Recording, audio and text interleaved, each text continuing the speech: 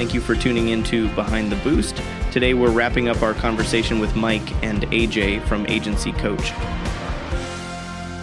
One thing that I really appreciate and I think is so cool is often when I have these conversations with agency owners, different companies like these corporate robots, they forget that they have a personality. And they have the ability to, at one point they were a child playing at playground or looking at the clouds or having these opportunities.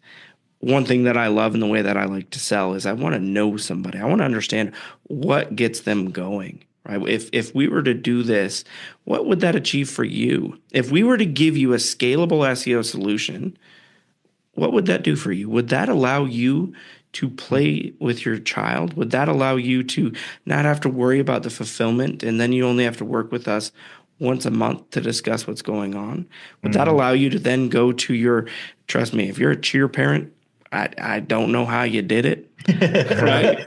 But kudos to you for being able to go. But if that allows you to go on those cheer competitions, if that allows you to go be that soccer parent, or if that allows you to go on crazy hikes, which I love that. My brother lives in Tucson. I'm an animal dude. So I live in Utah. If I can go see the Eagles in the winter, I'm going to go and watch the Eagles. If I can go. That's my team. That's my team. I want to go. Let me know when you're going. I love it. I love it. But I was in Tucson once and I'm like, all right, my goal is I want to see a Gila monster.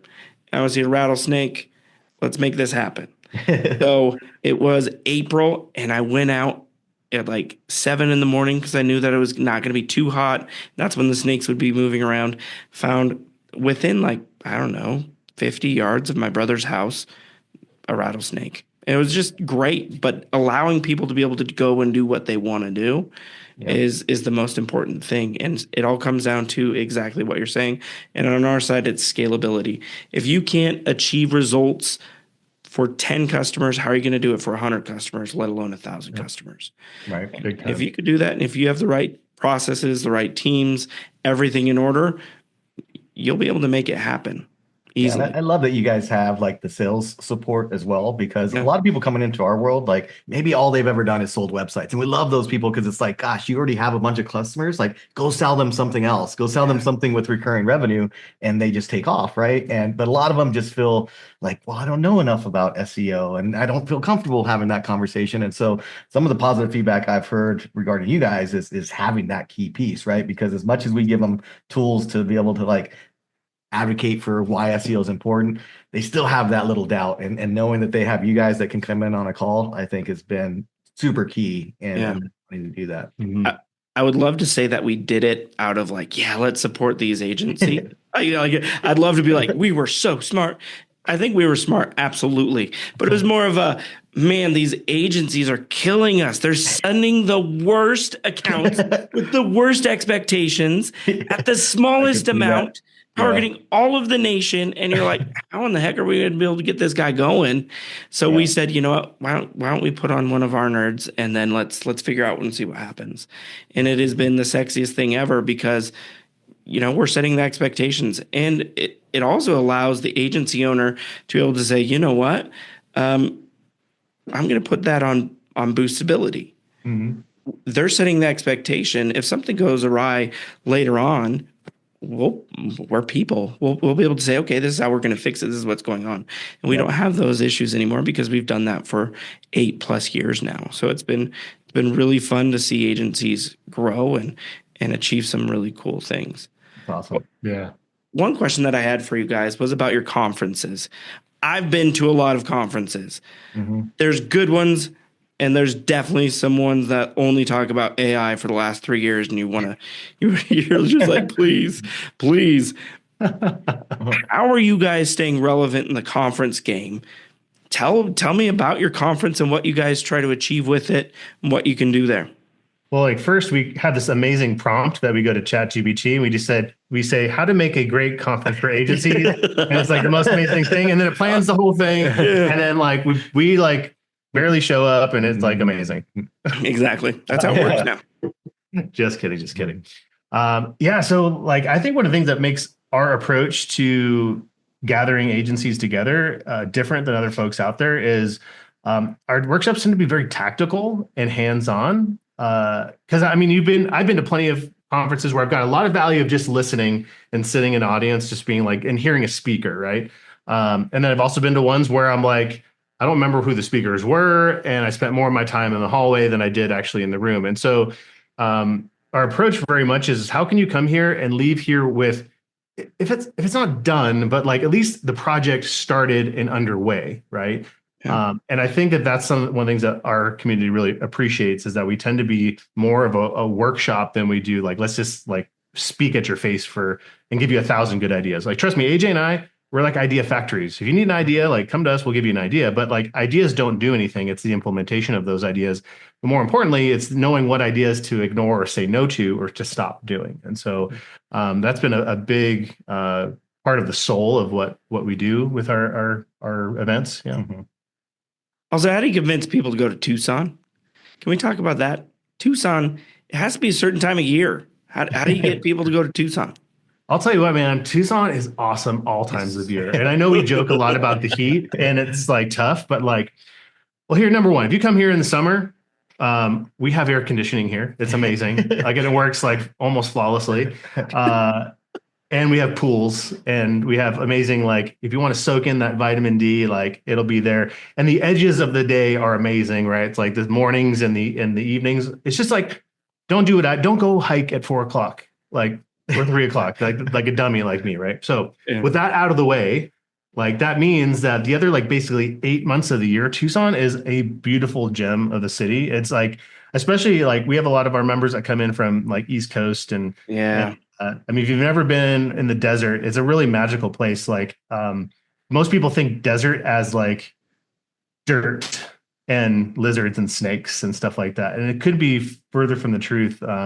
Tucson, like the nature here is like so vibrant, and it's everywhere, right? And in fact, like just as an example, like we have a mountain that's like right just north of us here called Mount Lemon, and it's a full-on like conifer pine forest up there, and it actually has the most southern ski lift in the United States, right? Yeah. So we get snow on the mountain. And it's a beautiful place. So like, you know, Arizona is a very ecologically diverse state, even though most people just think of it as like, you know, maybe a dust pit. I don't know, like some cactus in it. So it actually is not that hard to convince people to come here. I'll say the downside, other than, you know, 3 p.m. heat in the middle of summer, is like for some people, the flight is going to be a chew hopper, right? You're gonna have to hop once to get here. Whereas we've done our events in Phoenix, where a lot more nonstop flights there. I'll tell you what, we get so much better feedback about Tucson. In fact, here, you want to know like the number one like thing that happened that showed us we should definitely do our events here? One of our members, after coming here, brought his wife. They bought a house here because they're like, they loved it so much, right? And I'll tell you what, they've been to Phoenix plenty of times, but the first time they come to Tucson, his wife's like, yeah, we can buy the Arizona house as long as it's in Tucson. I actually agree with that dude, right? I would move to Tucson. I just would not be able to do it in the middle of the summer, which is fine. I get that there's AC, but just the 2-minute walk or minute walk to your car and then, you know, scolding your hands on the steering wheel. But I love Tucson. The amount of, first of all, the food. Can we talk about the food? Just getting a Sonoran dog. Are you kidding me? And then the tacos. It's so freaking close to Mexico. We've had the Sonoran dogs at our events. We had like a guy come down and do that, and that was like the other thing we got all this great feedback on. They know we keep them well fed at our events. Yeah, the food is probably among like the top rated. They're like, the content was okay, guys, but the food, oh my gosh, amazing. Guys, Tucson is one of the only cities in the United States with the designation, something called UNESCO. It's United Nations, basically like their arm that like bestows awards on like diverse food cities. Like, I mean, we're actually kind of spoiled here when we vacation, like, and go to other cities. We're like, it's okay. We got some things in our backyard that we get to pull in and do some awesome stuff with. My brother, whenever we go to his house, we get something. He goes and buys ugly steaks. I think it's ugly. Yep. Dickman's ugly steaks. Yep. Oh my goodness, man. I could down like 2 or 3 of those and then just have an afternoon nap during the middle of the heat. And I'm happy. We have an abundant amount of carnicerias, which are like Mexican butchers, meat houses, and getting carne asada and pollo asado and just Dude, yeah, come to Tucson. We'll grill. Yeah. It'll be awesome. I love how you say like carne asada and then but you say carniceria. Oh, so good. I think I have man. a better Spanish accent than you. Right? AJ, do you speak Spanish? No. Dude, I grew up not knowing Spanish. I grew up looking the way that I do, like I should be the one serving the Sonoran dog. Yeah. I know zero Spanish. And so, but I learned Spanish when I was like 19, 20, and now I can't get away from it. So I get it. If you want some Spanish lessons, let me know. I'd be more than happy. All right. But if you also want to be, I got called coconut my whole life. If you want to say that, I've been there. Let me know. Well, gentlemen, I absolutely have loved this. I would love to know for the last question, what are the next things that you guys have on the horizon? What are you doing to help agencies today? How can somebody get in touch with you? Yeah, I'd say if any of this piqued your interest today, what I do is head over to agencycoach.com and click on there's a little quiz on there that basically helps you assess where you're stuck. If you're feeling stuck in any place, it'll help uncover that. And it'll link you to resources that will help with that particular issue. So that's on our site. We do monthly workshops that we open up to the community that are for folks outside of our mastermind. So definitely keep those on your radar. We're happy to jump in on that. And if you're like, you know what, maybe I should talk to these guys and we want to find out more about the coaching more specifically directly, you could head to agencycoach.com/apply and just fill out a couple of bits of information about where you're currently at, what you're looking to do. We'll share the information with you. And if it makes sense, come on in. And if not, worst case scenario, you got kind of a little action plan you get to follow moving forward. And I'll also give you a plug, Nick. Guys, if you're thinking about delegating and growing and scaling, like Boostability has been an awesome partner for us and a lot of the members in our community. And you don't have to do all the work yourself. So definitely check those guys out. And I think we have a link we can send them, right? Yeah, absolutely. That's great. That's great. And then also just as important, right? If we want to hear you DJ, AJ, how do we hear your stream? Mixcloud.com or soundcloud.com. Soundcloud.com. And then the name again? Flow Space. Mm-hmm. And then, of course, we got to listen to the ska. Is it ska punk?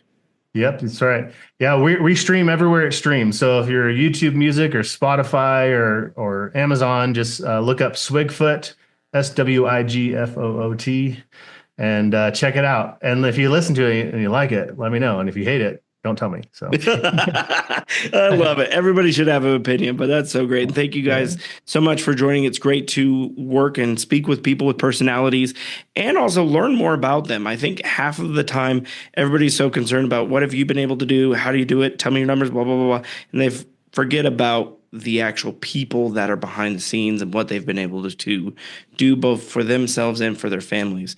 I know as a father and a husband, I'm proud to speak with two people who care about their families and are there to support them and also enjoy this world that is beautiful. So next time in Tucson, I'll make sure I come and talk with you guys, but you guys have a great day. Thank you. Thanks. Awesome. Thanks, Nick.